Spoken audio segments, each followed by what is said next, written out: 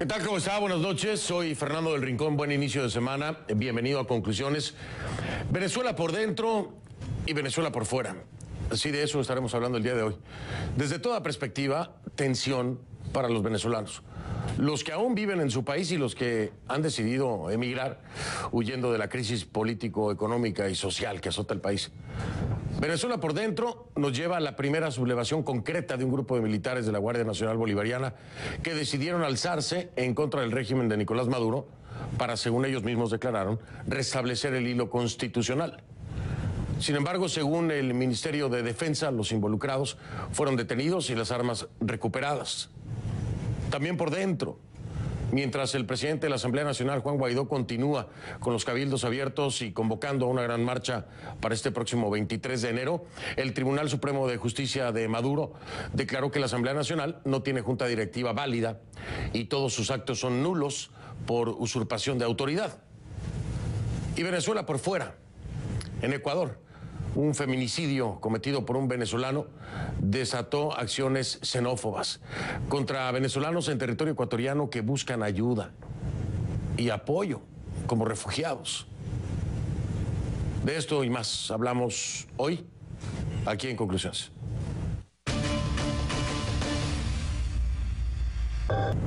Le pido que a partir de ese momento me acompañe utilizando la etiqueta numeral Conclu GNB de Guardia Nacional Bolivariana. Conclu GNB es la etiqueta que vamos a utilizar a partir de este momento del programa. Conclu GNB. Por favor, sus comentarios con esta etiqueta a mi cuenta en Twitter, @soyfdelrincón, @soyfdelrincón, Conclu GNB, la etiqueta. Quiero decirle y recordarle, habíamos dejado de hacerlo, pero creemos que es prudente. Ante la censura del gobierno de Venezuela, le ofrecemos que nos vea a través de estos enlaces y si los comparten a través de redes sociales, por favor, se lo vamos a agradecer mucho. Es cnnespanol.com/en vivo, cnnespanol.com/en vivo y también en youtube.com/cnnee, youtube.com/cnnee. Estas dos señales son exclusivamente para Venezuela, es decir, no la va a poder ver a través de la web en ningún otro lugar que no sea Venezuela. Así que, por favor, si nos ayudan a distribuirlo a través de redes sociales, si lo comparten, por favor, en Twitter, en Instagram y donde se les ocurra, para burlar la censura del gobierno de Maduro a CNN en español. Ahí está, cnnespanol.com/en vivo y youtube.com/cnnee. Solo para Venezuela esta es la señal en vivo.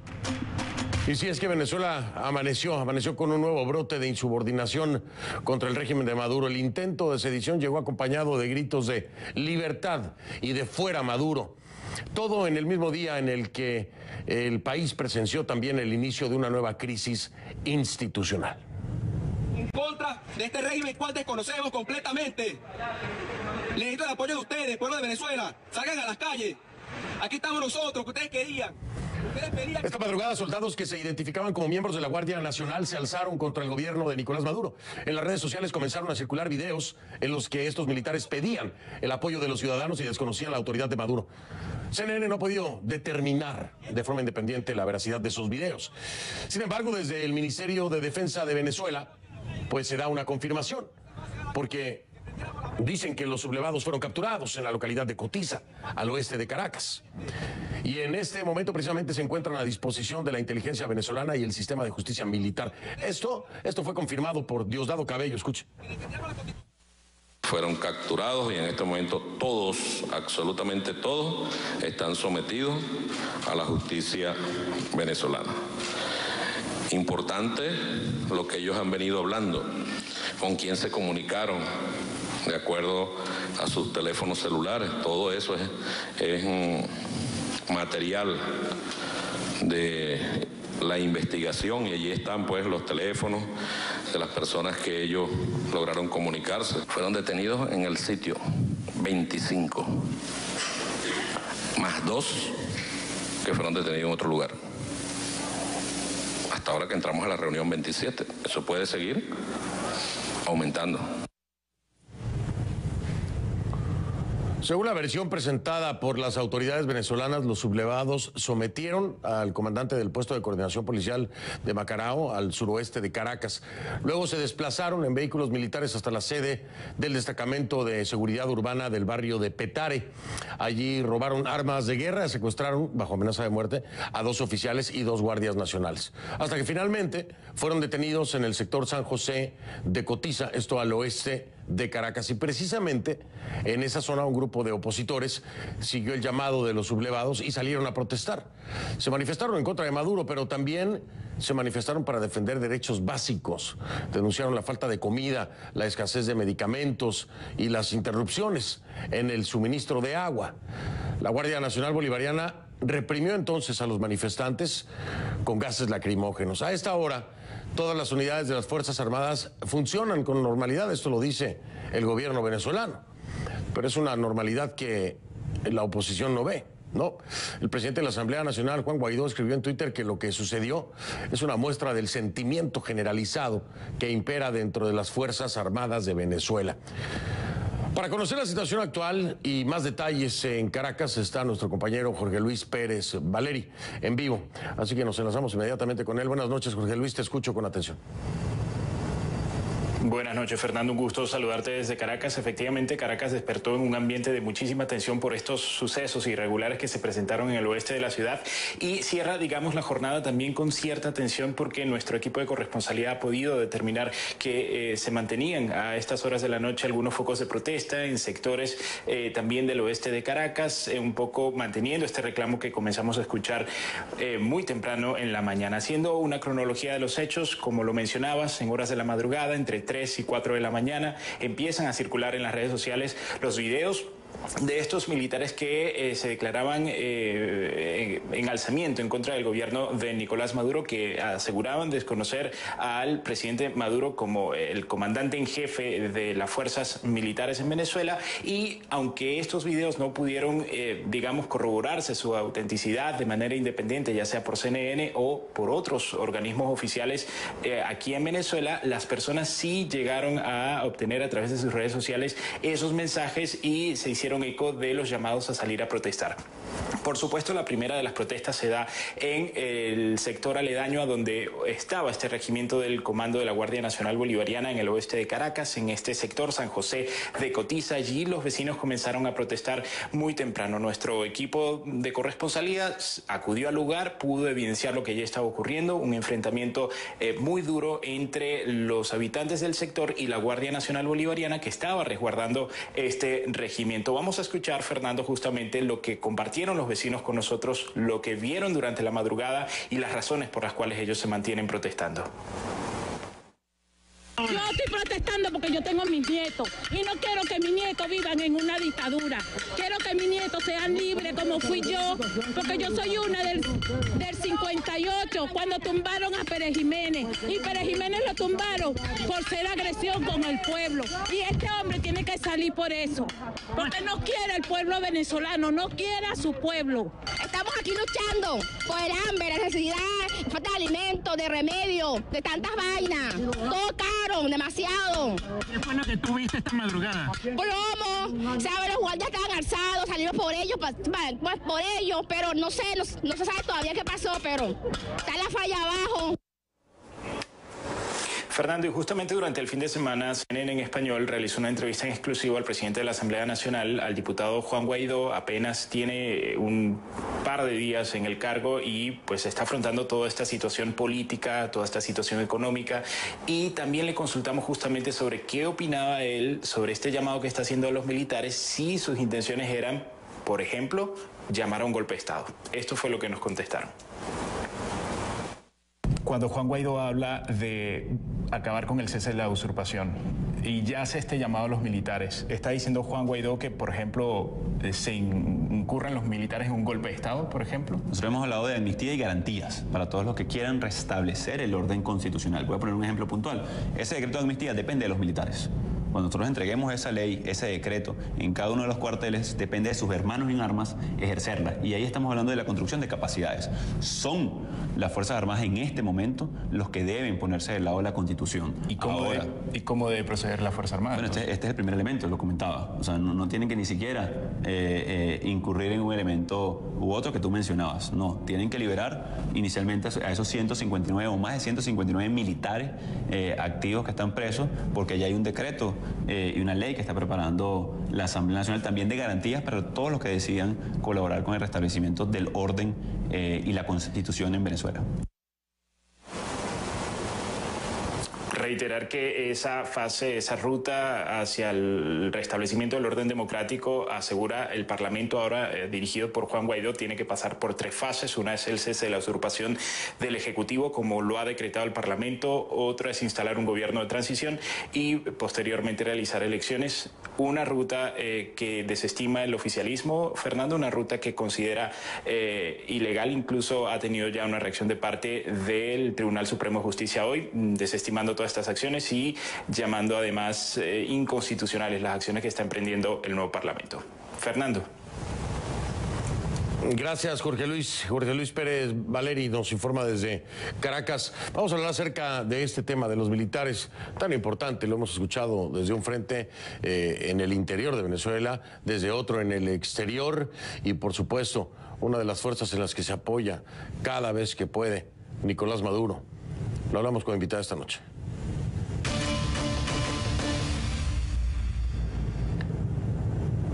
Le doy la bienvenida a Rocío San Miguel, es abogada, defensora de derechos humanos y presidenta de la organización no gubernamental Control Ciudadano para la Seguridad, la Defensa y la Fuerza Armada Nacional. Rocío me acompaña vía telefónica. Rocío, ¿cómo estás? Buenas noches. Saludos, Fernando. Siempre un gusto conversar contigo. Al contrario, muchas gracias a ti por acompañarnos. Rocío, ¿qué me puedes decir de lo ocurrido en Cotiza y este grupo que, según Diosdado Cabello, sería de 27 personas por el momento que se levantan en contra de Maduro, hacen un llamado de apoyo a la población? ¿Cuál es tu lectura de esto? ¿Qué sabemos? Sí, a esta hora, según ha anunciado el gobierno, hay 27 efectivos militares, tropa profesional, tropa listada que se encontrarían privados de libertad. Lo curioso, Fernando, es que solamente se conoce el nombre de quien lideraría este pronunciamiento. Nosotros no lo hemos querido calificar aún como un alzamiento militar, pues en propiedad no reunía las características para ser considerado así, porque no está comandado por oficial de comando, no tienen poder de fuego quienes se manifestaron de esta manera, ni demostraban tener comando de tropa alguno. Era un grupo muy reducido que estaba en una unidad sin importancia estratégica ubicada a las faldas del Ávila en el barrio de Caracas de Cotiza. Ahora, bien lo dices, aquí el tema del poder de fuego es importante. Quiero sumarle a esto, Rocío, otros 2 pronunciamientos de los que estoy seguro ya estás enterada.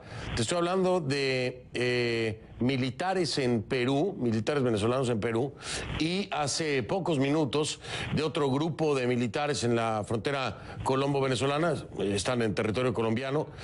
Primero, ¿qué valor le podemos dar a estas manifestaciones de militares en el exterior manifestando su apoyo a Juan Guaidó y estar en contra de Nicolás Maduro? ¿Tiene algún peso concreto el que lo escuchemos a pesar de que están fuera de territorio venezolano? Al interno de la Fuerza Armada Nacional no tienen impacto. Tiene que tomarse en cuenta, Fernando, y esto probablemente tenga impacto para la sociedad, que queda consternada al ver uniformes militares y toda una simbología que allí se expresa, pero cuando nos detenemos a ver el contenido, el alcance, por quienes están conformados estas manifestaciones no tiene impacto sobre la Fuerza Armada Nacional. Hay toda una cantidad de problemas internos en la FAN que hacen muy frágil la estabilidad del sistema militar, pero estos pronunciamientos dados por primeros oficiales de baja graduación, que son desertores a los efectos legales, no forman parte activa de la Fuerza Armada Nacional y en consecuencia no tienen comando de tropa efectivo al interno, no producen cambios, no producen impacto en el seno de la Fuerza Armada Nacional. Repito, para entender un movimiento insurreccional con poder real de modificar el sistema político, reitero, tiene que estar comandado por oficiales activos en el territorio venezolano, tienen que estar liderados por oficiales con comando de tropa, tienen que estar conformados por unidades con poder de fuego y, por supuesto, representar un exhorto claro y directo en los términos que suelen ser este tipo de manifestaciones. Lo contrario causa ruido en las redes sociales, causa ruido en la sociedad, en los medios internacionales, pero poco efecto real en la Fuerza Armada Nacional. Sería más entonces una especie de stunt publicitario en ese sentido, desde la perspectiva de Rocío San Miguel, es decir, claro, y es la verdad, causa ruido en redes sociales, causa ruido en medios impresos, en televisión, en la radio, pero son militares, yo me lo pregunté todo el día, son militares fuera del territorio venezolano. ¿Qué impacto puede tener hacia el interior? A menos que un llamado. Ahora, Rocío, aquí quiero traer un elemento sumamente importante a la mesa que tiene que ver directamente con la familia militar, pero que al mismo tiempo no queda muy claro, o al menos a mí no me queda muy claro. Quisiera ver si tú lo tienes claro. Cuando Juan Guaidó hace este llamado basándose en esta ley de amnistía para que se sume la familia militar en la ayuda de restablecer el hilo constitucional y les dice, no les estamos pidiendo un golpe de Estado, no les estamos pidiendo que se levanten, solo les estamos pidiendo que nos apoyen, que nos acompañen. ¿Cómo entender esto? Es decir, hay una ley de amnistía por si, desconoces a Nicolás Maduro como jefe de las Fuerzas Armadas, pero al mismo tiempo pues no te sublevas, no tomas armas, no haces nada que pudiera representar un levantamiento. ¿Cómo poder entenderlo? Si yo fuera un militar, tal vez estaría un poco confundido. ¿Cómo poder entender el llamado de Juan Guaidó? Sí, precisamente el día de ayer, de hecho, señalábamos que Juan Guaidó ha inaugurado un nuevo relacionamiento de diálogo con la Fuerza Armada Nacional, un rompedor, inusual desde la voz de la oposición, porque está realizándolo, invitándolos a integrar soluciones para el país, mirando hacia el futuro, y por cierto, ha hecho hincapié en decir claramente que no pide un alzamiento militar. Aquí claramente está pidiendo, como lo ha expresado en sus palabras, tres elementos fundamentales. El cese de lo que él ha denominado la usurpación, es decir, el cuestionamiento a raíz de la permanencia de Nicolás Maduro en el poder a partir del 10 de enero, pide un mecanismo de transición constitucional y elecciones, es decir, se inscribe en lo que se ha entendido como una transición pacífica, electoral, constitucional y democrática en Venezuela. Insisto, Guaidó introduce un diálogo dicho desde, además, como ha insistido en horas de la tarde con un video que ha transmitido al país, desde ser parte de la propia familia militar. No podemos dejar o perder de vista que él proviene de parientes cercanos, abuelos, tíos, que formaron parte de la institución militar y entiende de alguna manera cómo funciona esto. Además, Guaidó en su léxico, en sus modales, digamos, es muy parecido a el núcleo de las edades que conforman la transversalidad de la Fuerza Armada Nacional. Es muy interesante lo que está pasando, es difícil prever los acontecimientos en las próximas horas. Aquí estamos caminando minuto a minuto sobre lo que está ocurriendo en el país. Y no nos perdamos de vista, el gobierno llamado por algunos, por el oficialismo, el poder llamado por el resto de los venezolanos, también tiene herramientas, está actuando y creo que está tratando de luchar por todos los medios posibles. Los cabildos que han sido convocados y las concentraciones para el 23 de enero, lo que ha sucedido en el país no tiene que descontextualizarse. Uno, lo que ocurrió en la madrugada.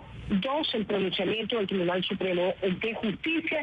Y tres, las manifestaciones que se están dando en toda la ciudad de Caracas a esta hora, especialmente en los barrios populares de la ciudad.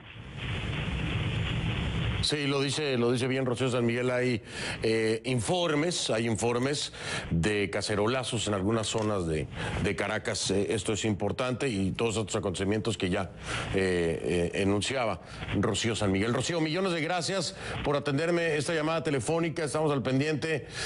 Cada hora hay algún cambio, hay algo nuevo que reportar, así que estamos en contacto. Gracias, Rocío.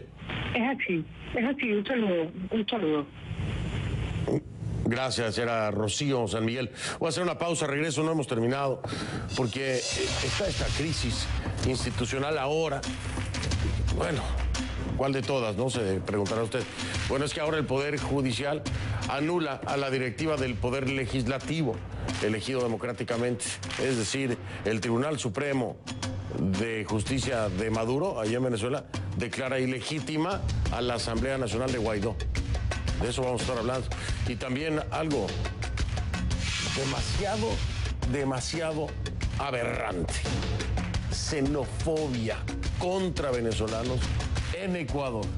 Todo después de un feminicidio. Vamos a hablar seriamente de esto. Ya regresamos. A partir de este momento me acompaña utilizando la etiqueta numeral CONCLUAN de Asamblea Nacional CONCLUAN. Esa es la etiqueta a partir de este momento. Sus comentarios, por favor, a mi cuenta en Twitter, @soyfdelrincón, @soyfdelrincón, CONCLUAN de Asamblea Nacional. Pero para recordarle, como ya le decía, los venezolanos presenciaron hoy el nacimiento de una nueva crisis institucional. El Tribunal Supremo de Justicia de Maduro, allá en Venezuela, órgano señalado por su corte oficialista completamente, declaró ilegítima a la Asamblea Nacional de mayoría opositora. En el mismo fallo, este tribunal invalidó a la Junta Directiva del Poder Legislativo de Venezuela, elegido democráticamente y cuyo presidente es Juan Guaidó. Además, es el único organismo, el único órgano reconocido a nivel internacional como democrático, ¿no? La sentencia alega que la Asamblea Nacional incurrió en usurpación de autoridad, lo mismo que la Asamblea Nacional dijo sobre Nicolás Maduro, o sea que aquí todos usurpan los puestos. Por tanto, el tribunal decretó nulos todos sus actos desde el 5 de enero.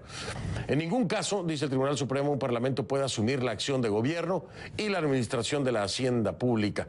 Y es que el 15 de enero la Asamblea Nacional acusó al gobierno de Maduro, como le decía, de usurpar el poder, al tiempo que anunció su intención de asumir las competencias del Ejecutivo. El mismo día el Parlamento comenzó a redactar una ley de amnistía, que ya le mencionaba, que protegía a los desertores de las Fuerzas Armadas o aquellos que desconocieran a Nicolás Maduro como el jefe supremo de las mismas. Entonces, Nicolás Maduro pidió tranquilidad y dejó la última palabra al Tribunal Supremo de Justicia, que ni tardo ni perezoso hoy se pronunció a su favor. La oposición calificó la sentencia de aberración jurídica y política. Juan Guaidó dijo que el legislativo se mantendrá firme en sus decisiones y esa firmeza pasa por no reconocer a Nicolás Maduro como presidente legítimo del país. Con ese fin, pues apoyó la convocatoria de una protesta nacional para este próximo miércoles 23 de enero. Los magistrados del Tribunal Supremo de Venezuela también decretaron que los acuerdos legislativos que buscan la entrada de ayuda humanitaria en Venezuela son inconstitucionales. Así reaccionó Juan Guaidó, escuche. Tristes, lamentables, que pudimos escuchar el día de hoy, es declarar inconstitucional la ayuda humanitaria. Eso sí es muy miserable. Declarar inconstitucional el ser humano, el ciudadano que necesita hoy alimento y medicina. De verdad, declarar inconstitucional cuando hoy nuestra gente se muere de hambre. Es muy claro a quien reconoce el mundo y tenga claro el pueblo de Venezuela que en los próximos días daremos muchos detalles de cómo va a ingresar la ayuda humanitaria a Venezuela para trabajar por ustedes. La sentencia, además de anular la del Tribunal Supremo de Justicia, además de anular a los diputados opositores, amenaza con acciones civiles, administrativas y penales en contra de ellos. Vamos a hablar acerca de esto con mi invitada de esta noche.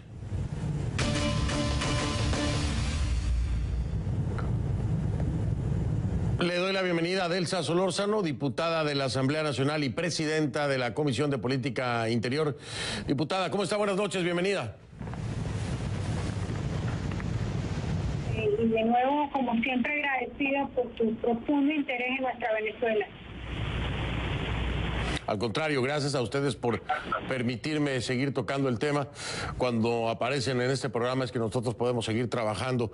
Déjeme preguntarle, diputada, ya aquí se adelanta la posibilidad de un avance de tipo legal, de tipo penal, por parte del Tribunal Supremo de Justicia en contra de la directiva de la Asamblea Nacional. Este es un escenario que un servidor planteaba aquí como posibilidad hacia el futuro, hoy parecía en el presente. ¿Cómo lo toman y cuál es la preocupación real en este momento? Bueno, la realidad, Fernando, es que en efecto no es la primera vez que esos señores que se hacen pasar por magistrados del Tribunal Supremo de Justicia emiten una sentencia como la que han emitido el día de hoy.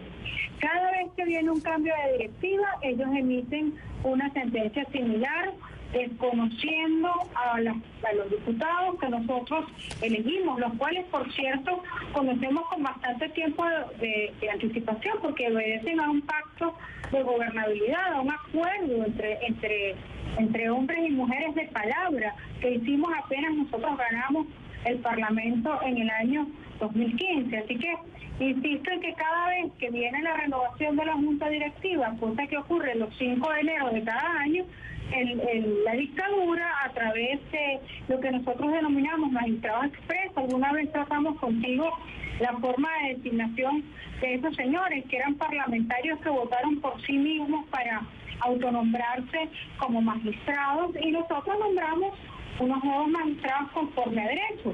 De manera que esos nombramientos son ilegítimos y su decisión también lo es. Así que, en efecto, a nosotros honestamente no nos preocupa la decisión del Tribunal Supremo Express usurpador de Venezuela.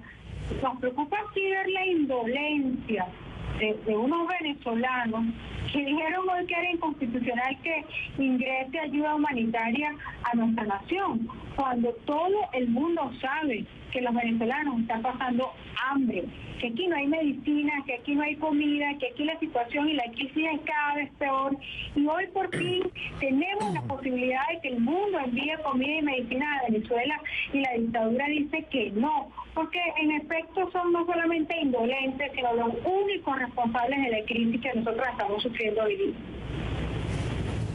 Oiga, aquí han caído en una...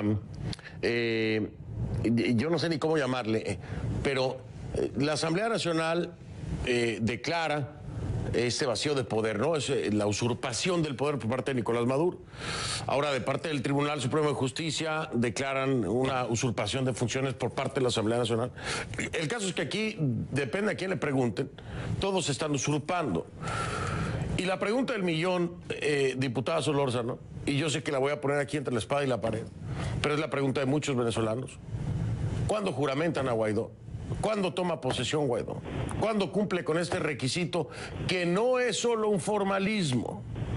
¿Qué están esperando? Porque el próximo paso, no lo deseo así, toco madera, pero puede ser un arresto y detención del mismo Juan Guaidó, de acuerdo al planteamiento del Tribunal Supremo de Justicia. ¿Cuándo? La juramentación, como dicen allá, ¿la juramentación para cuándo? Fíjate, Fernando, no, esto no es un ritornelo de declaratorias de usurpación. La comunidad internacional, el mundo democrático, ¿no? Los 3 o 4 señores que vinieron a hacerle fiesta a Maduro el día que se proclama como usurpador. El mundo democrático ha dicho que Maduro no es presidente de Venezuela, punto. Y lo dice el pueblo de Venezuela hoy, en este instante, en las calles, del país, sobre todo en los sectores más populares de la nación, en manifestaciones que hay a esta hora. En Venezuela son casi las 12 de la noche y a esta hora hay manifestaciones en todos los sectores populares de nuestra nación. Ahora, Juan Guaidó ha puesto en claro una ruta bastante meridiana para el tema de la recuperación de la democracia. Juan ha dicho, hay que provocar el cese de la usurpación para producir un gobierno de transición y una vez que ello ocurra, tener elecciones limpias y libres en nuestra Venezuela. Yo no tengo ninguna duda, pero ninguna duda, que conforme a una interpretación del artículo 233, la presidencia de la República corresponde al presidente de la Asamblea Nacional. Ahora, hay una realidad, Fernando. Lamentablemente, nosotros no tenemos la posibilidad de llegar a Miraflores, tocar el timbre y decirle a Maduro, Maduro, vete, y llega Juan Guaidó mañana. Aquí las cosas son mucho más complicadas que eso, porque en efecto, las normas constitucionales están hechas para la democracia, no para las dictaduras. Y nosotros hoy estamos viviendo una dictadura sangrienta, una que mata, una que apresa, que persigue, que maltrata, que tortura, una dictadura que lanza opositores por los edificios de la policía política del régimen. Esa es la realidad. Somos conscientes también de lo que estamos enfrentando y de lo que nos estamos jugando. Nosotros estamos clarísimos en que enfrentar a una dictadura implica muchísimos riesgos y los estamos asumiendo, porque en efecto el único miedo que nosotros tenemos es que esta terrible y cruenta tiranía se perpetúe en el poder. Hay respuestas que nosotros por temas estratégicos, Fernando, si me permites, hoy no vamos a dar. Pero sí le podemos decir al país que nos ve todavía a través del internet y de las redes sociales, porque como tú bien sabes, aquí ya prácticamente no nos queda ningún medio de comunicación social. Esta Asamblea Nacional se preparó para llegar aquí. Nosotros tuvimos un año completo, el año pasado, trabajando y no hemos dejado de trabajar para diseñar esta ruta. Confíen en esa Asamblea Nacional. Estamos luchando y trabajando muy duro para que la democracia en Venezuela venga pronto. Y sabemos que no estamos solos. Sabemos que está la comunidad internacional y nos falta, sobre todo hoy en día, sumar al pueblo civil con el pueblo uniformado para que juntos transitemos el camino de la democracia. Sí. Pues veremos entonces, el 23 es una fecha sumamente importante, pero creo que todos los días pasan cosas muy importantes en Venezuela, dentro y fuera. Diputada Solórzano, como siempre, mil gracias por haberme acompañado. Gracias a usted, Fernando. Un abrazo. Un abrazo, buenas noches. Era Delsa Solórzano, diputada de la Asamblea Nacional desde Caracas. Hago una pausa, regreso. Te pido que a partir de este momento me acompañe utilizando la etiqueta Conclusenofobia. Ahí está en pantalla, Conclusenofobia. Esa es la etiqueta a partir de este momento. Sus comentarios con esta etiqueta, mi cuenta en Twitter, @soyfdelrincón. Ecuador teme una oleada xenófoba contra venezolanos después de que este fin de semana un feminicidio conmocionara al país. Este sábado, un venezolano asesinó a puñaladas a su pareja, una ecuatoriana, embarazada en la ciudad de Ibarra. Aberrante. Los hechos se produjeron en presencia de varios policías. Aberrante también, porque no lograron controlar la situación. Un periodista local informó que casi de inmediato varios residentes fueron hasta un parque cercano entonces para desalojar a los venezolanos. Y desde entonces las agresiones contra los migrantes venezolanos han seguido ocurriendo. Aberrante también. El asesinato también motivó al gobierno de Ecuador a exigir el certificado de antecedentes penales a los venezolanos que quieran ingresar al país y a anunciar la creación de brigadas especiales para controlar el estatus migratorio de los venezolanos. Escuche usted. Sin generalizaciones, pero con mano firme, hoy debemos diferenciar entre venezolanos que huyen del gobierno de Maduro y otros que aprovechan esta situación para delinquir. Por eso los controles se fortalecerán y a través de un registro que nos permita conocer con mayor precisión la situación de quienes se encuentran en el territorio nacional, sanciones a quienes aprovechen la difícil situación de migrantes que por alimentar a sus familias son víctimas de empleadores inescrupulosos. Hemos agotado todos los esfuerzos, pero Venezuela se niega a entregar bases de datos que nos permitan verificar la información de quienes llegan al país. Desde hoy, y en vista de que el gobierno venezolano separó a su país de la comunidad andina, se requerirá para todos sus nacionales la presentación del pasado judicial apostillado. Vamos en vivo a Quito con mi compañera Ana María Cañizares para que nos cuente cómo están las cosas en este momento. Ana María, buenas noches. Te escucho con mucha atención y muy conmocionado con todo lo que está pasando. Hola, ¿qué tal, Fernando? Buenas noches. Así es, no solamente se ha generado un efecto desde el lado del gobierno de tomar esta medida de exigir el pasado judicial de los ciudadanos venezolanos, sino también por parte de los ciudadanos que, por ejemplo, en este día se han congregado en las calles de Quito y de otras ciudades de la capital para protestar en contra de la xenofobia, en contra de los femicidios, en contra de la violencia machista hacia las mujeres. Nosotros estuvimos esta tarde junto a algunas de ellas, miembros de organizaciones sociales, pero también había hombres, Fernando, promoviendo la no violencia a la mujer y también que no se cruce esta línea entre lo que ocurrió el sábado pasado, este atroz crimen a vista y paciencia de efectivos de la policía que a propósito el gobierno ha señalado que han sido sacados de sus filas al no poder contener esta situación y al dejar en 90 minutos que una mujer fallezca. Fernando, la principal idea que tienen todas estas mujeres es que no se puede juzgar por este hecho a todos los ciudadanos de nacionalidad venezolana. Han dicho además que el femicidio, que la violencia no tiene nacionalidad y que por tanto es necesario trabajar en otro tipo de políticas para combatir la violencia a las mujeres. Escuchemos lo que nos dijo una de ellas que precisamente habla sobre este tema. Nos han querido orillar a una discusión malvada, perversa contra la xenofobia, a pretender que esto es un problema de la presencia de ciudadanos de otro país, cuando vemos que los problemas de feminicidio se repiten en todos los continentes y que van más allá de la nacionalidad, van más allá de la clase, van más allá de la situación económica. Realmente es todo un patrón contra el que este tipo de movilizaciones y de procesos dan un grito finalmente de esperanza, un grito en donde te dicen que no somos los que nos dicen que somos. Los ecuatorianos sí respetamos la vida y estamos en un proceso de reflexión sobre esta estructura machista, patriarcal, que es la que hay que superar. Bien, Fernando, y hace pocos minutos el presidente Lenín Moreno en su cuenta de Twitter publicó un comunicado en el que aclara la idea de pedir los antecedentes judiciales a los ciudadanos venezolanos. A propósito, no es tan fácil para ellos obtener este certificado. Nosotros, cuando cubrimos la crisis por el éxodo masivo de venezolanos, pudimos conocer de primera mano lo difícil que es sacar un documento apostillado en Venezuela, un documento apostillado en cualquier consulado venezolano. No pueden financiar estos costos y tampoco el gobierno venezolano los emite con facilidad.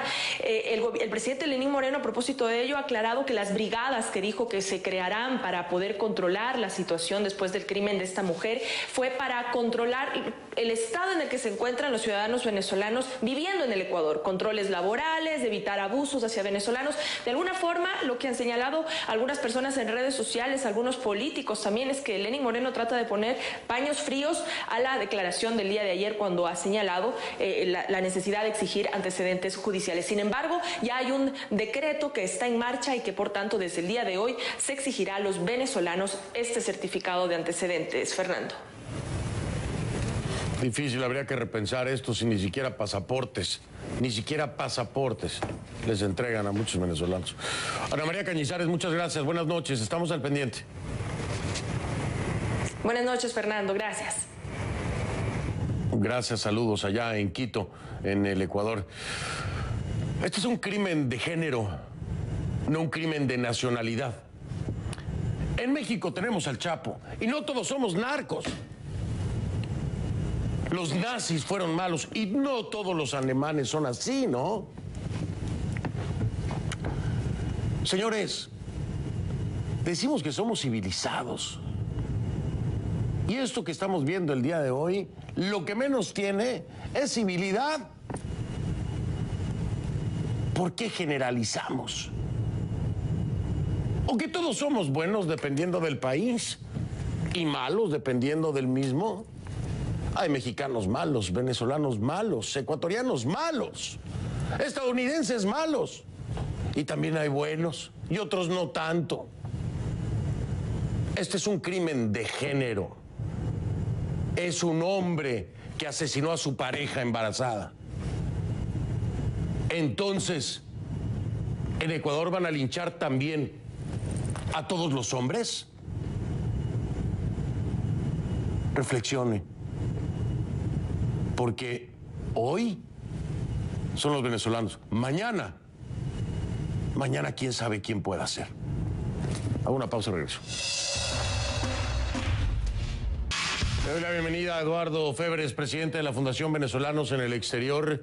Eduardo, quiero escucharte con mucha atención. Sé que te reuniste hoy con autoridades ecuatorianas para hablar sobre este tema aberrante por cualquier lado, tanto el asesinato como la xenofobia contra venezolanos. Cuéntame, ¿qué te dijeron? Así es, Fernando. Muchísimas gracias por darnos la oportunidad de manifestar nuestra posición. En efecto, el día de hoy nos hemos reunido con el canciller subrogante de la República del Ecuador y le hemos entregado un documento por parte de la Fundación Venezolanos en el Exterior, la cual represento acá en el Ecuador, donde le hemos manifestado nuestra profunda preocupación ante las declaraciones que emitió el presidente de la República, Lenín Moreno, el día de ayer, que ha provocado actos xenófobos importantes en el Ecuador, específicamente en la ciudad de Ibarra. Le hemos manifestado también nuestro rechazo al cuerpo diplomático venezolano acá acreditado, acá en el Ecuador, por tratarse de un cuerpo diplomático representante de un gobierno ilegítimo que ha causado y ha dejado indefensos a todos los ciudadanos venezolanos durante los últimos años. Nos preocupa muchísimo las miles de personas que en este momento se encuentran en tránsito hacia el Ecuador y que eventualmente no pudiesen entrar debido a estas medidas que ha tomado el gobierno ecuatoriano de solicitar antecedentes penales apostillados. Medida que además, Fernando, lamentablemente para el Estado ecuatoriano no está contemplado dentro de la ley orgánica de movilidad humana, pues esta ley en el Ecuador es muy clara y taxativa al manifestar que el único documento que se requiere para que un ciudadano suramericano entre al país será única y exclusivamente que algún documento de identidad. Los antecedentes penales apostillados, todos conocemos que no son documentos de identidad, sino documentos probatorios de no haber cometido algún tipo de delitos. De igual forma, hemos recibido a nuestra fundación múltiples informaciones acerca de ciudadanos venezolanos que han sido agredidos en diferentes ciudades del país, específicamente en la ciudad de Ibarra. No hemos podido verificar la situación in situ directamente en territorio debido a la gran problemática que existe en esta ciudad y a las condiciones de seguridad que se están presentando.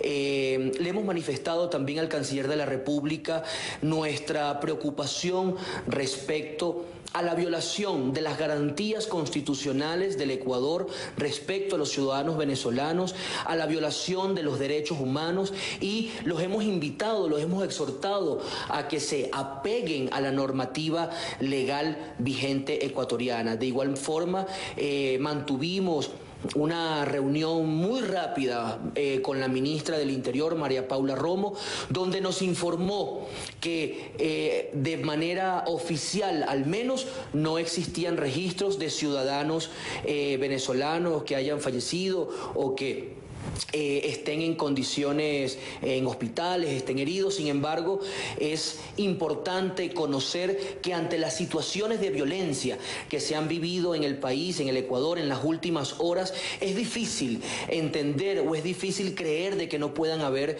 ciudadanos venezolanos que estén heridos, que hayan recibido pedradas, palazos y una cantidad de situaciones que han puesto en riesgo, en serio riesgo, a toda la comunidad venezolana en el Ecuador. Entonces, en función de todo esto, nosotros exhortamos al gobierno ecuatoriano, al gobierno de la República del Ecuador, al presidente de la República, a que rectifique sus declaraciones, pues han generado un empoderamiento a comunidades que de alguna forma se han comportado de manera violenta y que ha provocado también odio, ha provocado golpes y una cantidad de cosas hacia la comunidad venezolana.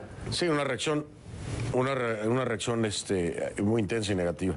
En el último tuit que manda Lenín Moreno, usa un hashtag que dice ni xenofobia ni machismo, en lo que me parece un intento de rectificación. Mañana vamos a estar tratando de comunicarnos de nueva cuenta con algún funcionario de alto nivel del gobierno ecuatoriano para hablar acerca de este tema que es sumamente delicado, muy importante. Gracias, Eduardo, me tengo que ir, muy amable, y estamos muy al pendiente de lo que ocurra, por supuesto vigilante de que no haya más violencia de ninguna parte. Gracias, Eduardo. Muchísimas gracias, hasta luego. Era Eduardo Febres, presidente de la Fundación Venezolanos en el Exterior. Hago una pausa, regreso. Ya regreso. Nos vemos mañana, muchas gracias.